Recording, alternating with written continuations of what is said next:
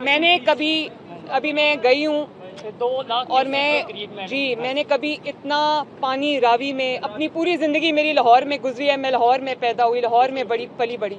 मैंने रावी में कभी इतना पानी नहीं देखा। देखें, हमें अपने जो इंफ्रास्ट्रक्चर है, अपनी वाटर स्टोरेज है, अपने डैम्स हैं, हमें उसको ऐसा बना लेना चाहिए, क्योंकि पानी अल्लाह ताला की नेमत है।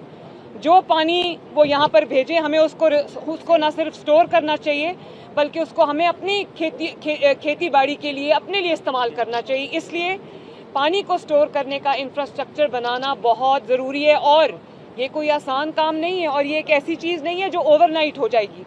मैंने अपनी टीम बिठाई है, इरिगेशन डिपार्टमेंट को बिठाया है, NDMA को बिठाया है, PDMA को बिठाया है, और मैंने उनसे ये कहा है कि मुझे अगले साल के लिए एक होलिस्टिक प्लान बना के दें कि हम किस तरह पानी को, रेन वाटर को हार्वेस्ट कर सकते हैं। अगर कहीं फ्लड आया है तो उस पानी को हम, बजाय इसके कि वो समंदर में जाके ज़ाया हो जाए, हम किस तरह उसको स्टोर करके अपने लिए उसको यूटिलाइज कर सकते हैं। बिल्कुल, ये देखें, जिस तरह हमने एंटी इंक्रोचमेंट पूरे पंजाब में किया है और इंक्रोचमेंट्स को ख़त्म किया है पंजाब से लार्जली, इसी तरह लोगों की ज़िंदगियों को महफूज करने के लिए, उनके घर बार को, उनके माल मवेशी को महफूज करने के लिए जो आबी रास्तों में लोगों ने अपने मस्कन बना लिए हैं, उनके साथ, उनके लिए भी हम इंशाल्लाह एक जल्दी बनाएंगे। पानी का फ्लो अब कम हो रहा है, अल्लाह का शुक्र है, पानी रिसीड कर रहा है।